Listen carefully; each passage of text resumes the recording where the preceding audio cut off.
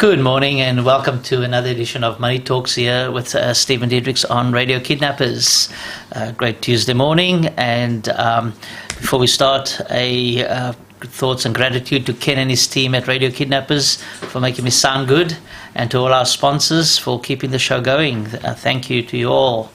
So this morning we're going to talk about just business over the past 20 odd years. So we'll all agree that the landscape has changed in business for the past 10, 20 years, let alone the past 12 months.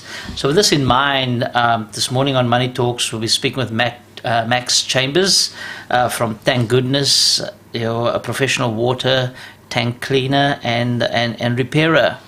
So, who would have thought that over the past 20 years of installing water tanks that we'll now have an industry cleaning water tanks and repairing it, and especially the new technology that's come along with it.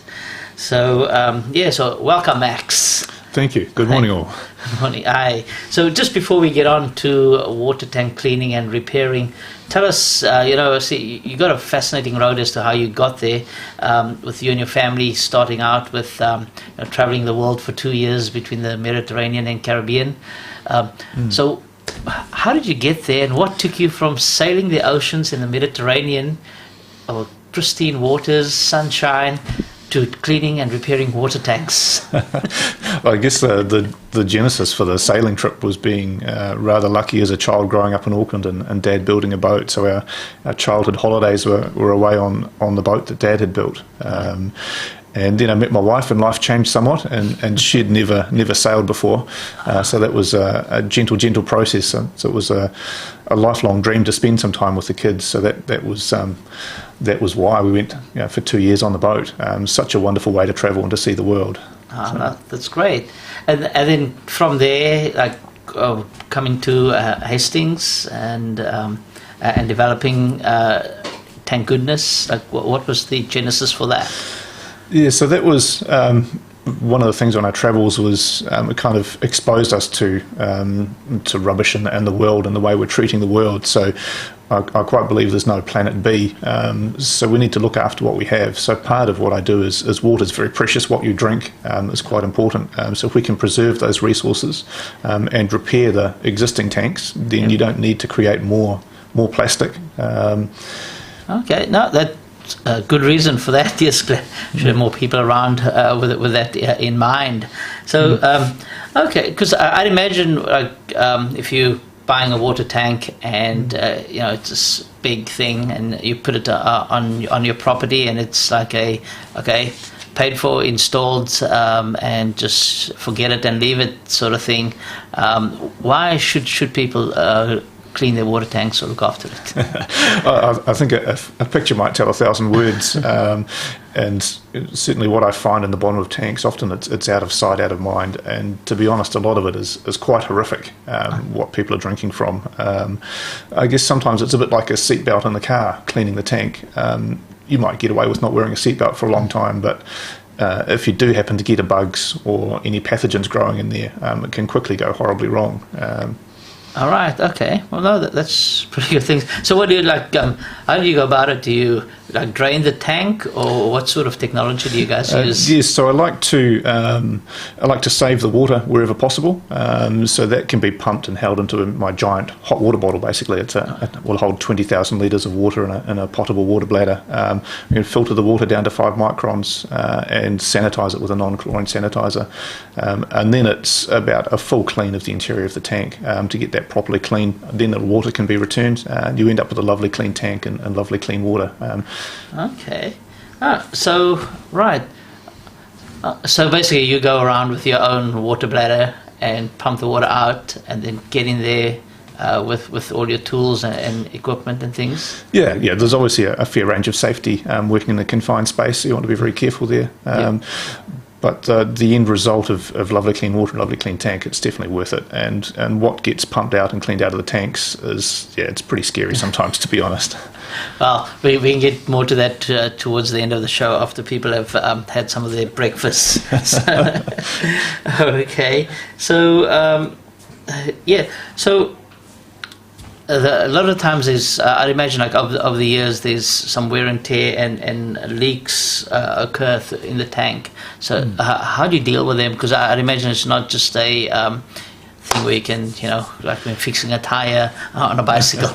No, not quite. Actually, a fair part of the job is removing other people's attempts at repairs of concrete tanks. Often the concrete tanks might have racing stripes or level indicators for how full a tank is, and it'll be leaking out of certain levels of tank of cracks. So I've successfully repaired concrete tanks where you can put your finger through the hole once you've cleaned it out. So that's several layers of a specialist product applied to that to seal it up. Okay, right. And then, so, because you get plastic tanks and concrete tanks. Yes. So, yes. like, which is, I guess, is one better than the other, or which is more preferable, or is it personally, I do like the concrete tanks. They keep the water cooler. And a cooler water is going to grow less pathogens. It's also nicer to drink slightly cooler water. And then if you have a leaking concrete tank, imagine trying to get rid of that. It's quite a serious undertaking to break that down, get rid of the rubble, prepare the base, install a new tank. And then you add to that the lead time before you can even get a new tank. So it's a lot more economic to repair what's already there, as well as being better for the environment. Okay, so no, that's pretty good. So you mentioned about people trying to fix it themselves, and so and you come across that often. What sort of what type of does the problem become a lot bigger when someone decides to fix it themselves, and from a cost perspective, like how does that work with you? So generally the main difference is the customer's frustration. There was one particular customer, and it was almost like an archaeological find down the side of the tank with all these different expensive products. They'd tried to repair the tank, and the tank was still leaking, and they were getting quite frustrated. The product I use is a cement-based two-part mix that cures slightly flexible, so it's quite forgiving of these earthquakes we have locally, and gives the tank a significantly more service life.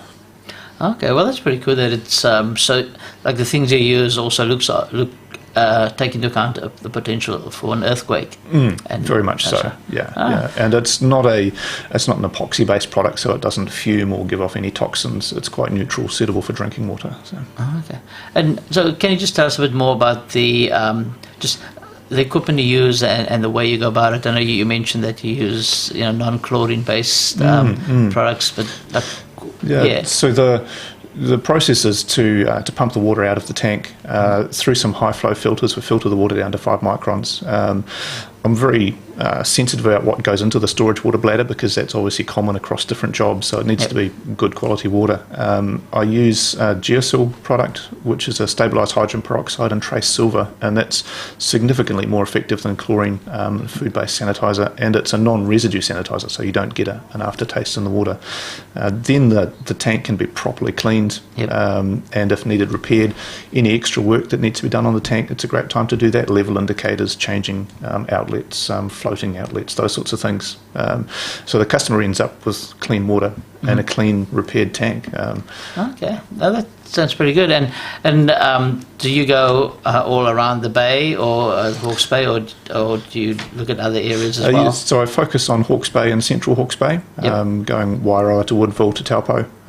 Okay. And how's business been going? Yeah, it's been flat out. So the next available booking for repair is now the first week of December, and cleaning jobs are fitted in around the repairs. Well, that's pretty good, because just considering we've had lockdowns and people are trying to get materials for different things and different projects they have going. So there's a bit of a lack of the materials coming in. So it's good that you can service people around those short lead times and get things done before Christmas. And the dry season. Oh yeah, that's the big one. Yes. Yes. Yeah. So what are the other things that you really like about the job?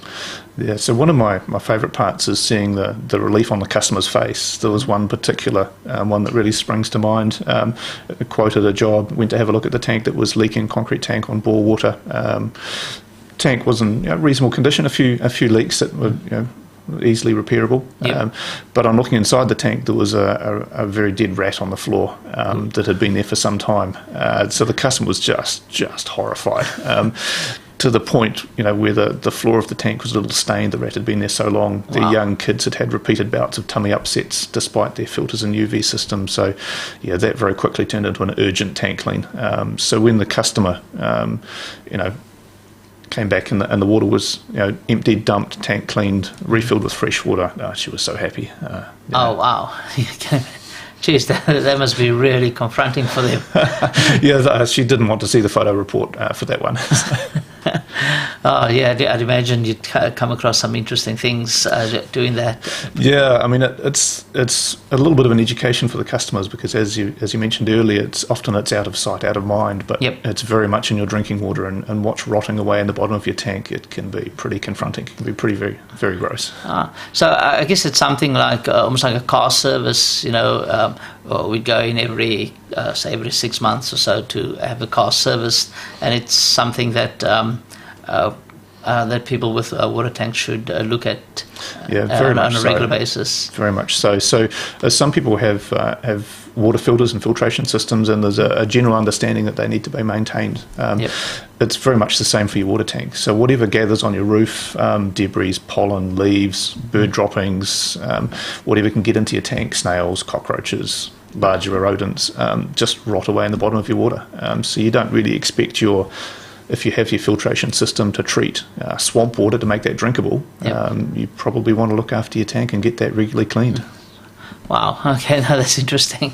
So just with that, because a water tank is a big thing, and I mentioned cars, and normally like when you go and service your car, it's like a couple $100 or so. But with the water tank and having to service it on a regular basis, we're not going to hold you to this because everybody's circumstances are different. But what sort of costing and things could people be looking at? So a full water tank clean the water and clean the tank starts from $250 plus GST, and a repair of a water tank, which also includes the full clean Yep. of the water and the tank, starts from $1,200.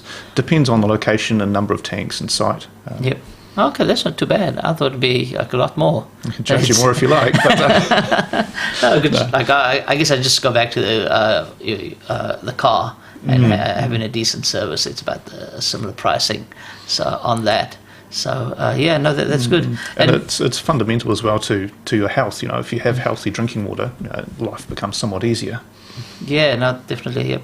And so, is there any other favorite things about the job besides when you like you mentioned, the family with the tummy aches and you clean the water and they were much better? Yeah, it's about seeing the light go on in customers' eyes, and particularly when they're looking back into the tank after the clean and see the clean water in the clean tank. Yep. It's very difficult to judge how dirty the tank is at the bottom when you're looking down from the top. So that's why I like to show them a photo report of the work that I've done for each of the jobs. But seeing the customers look down into the tank at the end of the job through the clean water, be able to see the crystal clear bottom, and I would drink that now. There's a good reason that I take my own drinking water going to clean tanks. Yeah, So- yes, I'd imagine that. Yes, so no, that's good. And how can people get in touch with you? Yes, I'm on Facebook and Instagram, tankgoodness.co.nz, Right. or 021 0240 0626. Okay, so yeah. Well, Max, thanks for coming along. It's always good to see different businesses in the Bay, and especially I mentioned 20 years before, but it takes a long time, and all of a sudden there's this new industry popping up. And it's not a I guess what one would think of as a run-of-the-mill business that people think of in the Bay. So thank you for coming along, sharing us some of your story here, and we hope it all goes well. Thank you, Stephen. Thanks. Thank you. So thank you very much for tuning in this morning on Money Talks here with Stephen Diedrichs on Radio Kidnappers. Enjoy the rest of your day. Thank you. Bye-bye.